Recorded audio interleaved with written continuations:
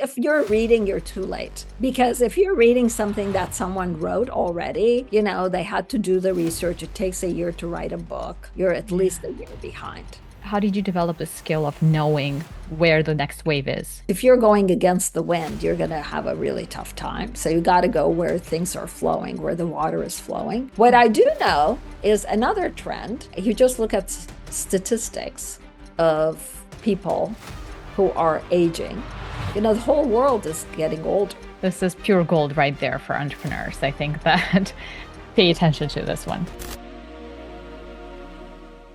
I think a lot of young people today, 28, 30, 35, are experiencing a lot of fear and anxiety because things are changing so fast. And they find themselves in a situation where they just don't know if they're going to have a job in the next 5 years. And they just don't know what to do with their life today to kind of future proof themselves for tomorrow. If you were 25, 35 today, how would you embrace this new wave? What would your playbook be, in other words? So I actually agree that it is a nerve-wracking time, not just for young people, but I think across the board, middle-aged, older folks, because the rate of change is faster than ever before. And we talk about AI agents, agentic this, agentic that. Will the agents be doing all the work? My mother is in a retirement home. She actually is in a dementia center. There's a nurse every day who dispenses the medication. There are people called nurses assistants who actually physically help the elders move out of their bed, etc. Will that be mostly robotics, where the dispensing of the medication will be maybe more accurate, less error prone, less human error? So I do think it's not just the tech industry, it's across the whole universe. We are across our world. We're going to be seeing a major dislocation of human labor. And so where would I position myself? Well, I don't say this as a joke. I do think that there are certain skill sets that cannot be replaced. Being a plumber, being an electrician, being a contractor. Yes, there will probably be new technology that's going to be deployed, but if your sewer system backs up, you need to call somebody. If your house goes dark and you cannot figure out why, you need to call someone. So I do think that some of the skill sets that are very hard to replace, in my mind, are going to persevere into the future. Being a chef, providing services. So we're moving into a services-oriented industry we've already been in. We actually gave up our manufacturing. I do think that the services are going to be maybe much more specialized, where you cannot use the robotics technology to provide. If I am a radiologist, I would be concerned because I do think that a lot of the imaging can be read by AI agents. Now, Mhm. that probably makes the job of a radiologist much more interesting because they will be looking for exceptions, et cetera. But it's not just the tech industry. I think it's across the board. And not Mhm. just for young people, it's for everybody. It's actually harder when you've got three kids and you're paying tuition and you're trying to feed, you have a mortgage. It's easier when you're young because so what? You know, you can pick up your bags, move, you have very little responsibility. It's harder when you have more responsibility and mouths to feed. Mhm. Absolutely. And what about some of for example, entrepreneurs? Do you think they are future proof or they will face the same issues as anyone else in the industry? Well, I mean, I think entrepreneurs probably, if they have the flexibility, if they have the agility, will probably do fine. But, funding, I mean, you can't be an entrepreneur without funding. Someone's got to give you some money so that you can get your dreams, executed on. What will get the funding in the future? I have no idea. I do think that corporate jobs are at risk. I do Mhm. think that a lot of corporations, as we know them, who've been brands, are probably not going to be around, 20, 25 years, 30 years from now, maybe even sooner, maybe 20 years from now. Hmm. Yeah, yeah, that's for sure. I also heard you say a lot that when it comes to investment, which is the next pivot in your career that happened, right?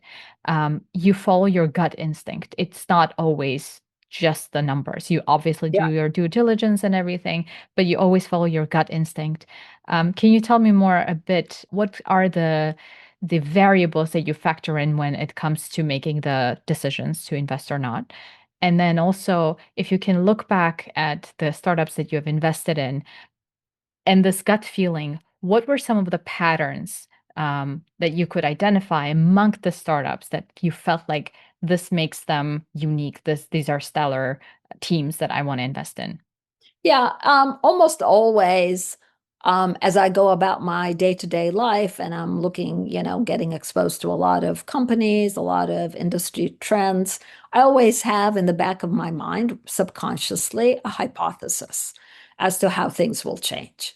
I always feel like, the winds are blowing this direction. This is how things are going. And it's not highly articulated because it has so many different inputs, but there is a hypothesis. A good example is the software industry, enterprise software industry, and I'll go back to Salesforce, where I was convinced that companies paying $1 million+ for a license that they used only a portion of and then paying another million or two to get it integrated into their corporate systems was just not going to exist going forward. It was so expensive, so inefficient. And especially the integration part was so exactly opposite of nimble. Mhm. And so I had that hunch. So when I met the entrepreneur, Mark Benioff, who was talking to me about this idea of taking functionality that people did use in the industry in customer management and making it much more lightweight and putting it into a multi-tenant architecture, which we now call cloud. um, I already had the thesis in the back of my mind. So it took me less than a minute to say yes. So was I being instinctual? The answer is yes, because I wasn't sitting there doing analysis, but I already had that hypothesis. And what made me say yes to this guy was because I knew him and I knew how driven he was. I knew how methodical he was. And I knew that he had the domain knowledge to execute. So to answer your question, the two things for me are, is there a market that I believe will be developing? Is that the way the winds are going to blow? Maybe they're not blowing today. Usually they're not blowing today. Usually Mhm. it's in the future, but I'm convinced that that's where things are going to go. So that's number one. And then Mhm. number two, is there or are there entrepreneurs who can actually execute? Because the second is more important than the first. The first Mhm. is necessary but not sufficient. You've got to have that because if you're going against the wind, you're going to have a really tough time. So you got to go where things are flowing, where the water is flowing. But when the water is flowing a certain direction, all the boats start going in that direction. There's Mhm. current. So which boat wins? There's Mhm. the skill of navigating becomes much more determinant of who the winner is. So so the first condition is necessary but not sufficient, but the second condition is the determining factor of success. So Mhm. those two is, very simplistically, those two are the way I make decisions. Mhm. So in this case, in case of Salesforce, it kind of clicked immediately. Both things were there for you. Yeah, Uh, I mean, I knew I was looking actually for an opportunities like the concept of cloud, the multi-tenant architecture, because single tenant made no sense, very expensive. And secondarily, I knew Mark, so the two of them together. And there was already a very clear market demand for it because people were actually buying this functionality and paying real dollars for it. We just Mhm. could offer it at a much lower price, and the cost of integration was zero, none. You just consumed it as you needed. And that was a very good example of how instinctual it was for me. Mhm. Just a quick question. How do you know where the winds will blow? Because that's a skill in itself. Not everyone Yeah. sees it. You can see it only when, as you said, the ships already start sailing in that direction. There are a ton of ships there. But before that, you kind of had a hunch, did your research. What was it? How did you develop the skill of knowing where the next wave is? Yeah, I think it's a good sense for what are customers willing to pay for, both consumers as well as corporate customers. I'm not so good in knowing what consumers are going to do. I'm better at knowing what corporations will do. Mhm. But you can develop a sense by listening to people. You go to a conference and sit and you listen to what people are complaining about, what's making their lives hard. So you get enough data points, you're just hearing, then you start saying, oh, okay, there is dissatisfaction in this area. And probably fast forward 5 years, things are going to be different. Mhm. And so that's how I get a sense as to how the wind is blowing. And sometimes it's easy to tell, sometimes it's not. The whole concept of commercializing the internet that was being used by universities, that was like a no-brainer. Absolutely, that Mhm. was going to happen. What Mhm. shocked me wasn't that I was convinced of that. What shocked me was that so many smart people weren't convinced of that. And if you say, this is where social media becomes a real deterrent to success. Because if you're reading what other people are saying, well, I'm sorry, but you don't have an original thought anymore. And you might be missing out on your own, you might be negating your own original thought. So trying to be with the majority is never a winning proposal. Same with Mhm. investing. If you come and invest in something everyone else is investing, I'm sorry, it's too late. You're paying an inflated price. The key is to come in before others push up the price. Sometimes, even when it's inflated, it keeps going up and then everyone is good. But most of the time, no. So the whole concept of buy low, sell high. So Mhm. I do believe that listening, listening to people, asking questions, understanding where the pain is, understanding where the unmet need is, you can start formulating very quickly. So commercializing of the internet, very clear. E-commerce infrastructure, e-commerce, very clear. I Mhm. remember this guy asked me a question years back about vans. He was talking about networking. Mhm. It took it as vans on the road. And I was saying how, I mean, it was like a radio That's interview. how I heard too, Yeah, actually. yeah. Well, because now we don't talk about vans as one of the networking terms. But yeah, I'm like, yes, vans will be everywhere. And he's like, I'm sorry, I think you're answering the wrong van word, That's funny. But I was right. There are vans everywhere. I have to deal with the Amazon driver every day. So I think it's not that hard if Mhm. you are just paying attention and talking to a lot of people and asking a lot of good questions. Mhm. Is there anything specific that you're reading that helps you to understand where the winds are blowing, or is it just about No, listening? no. No. If you're reading, you're too late. Because if you're reading something that someone wrote already, they had to do the research. It takes a year to write a book. You're at least a Yeah. year behind.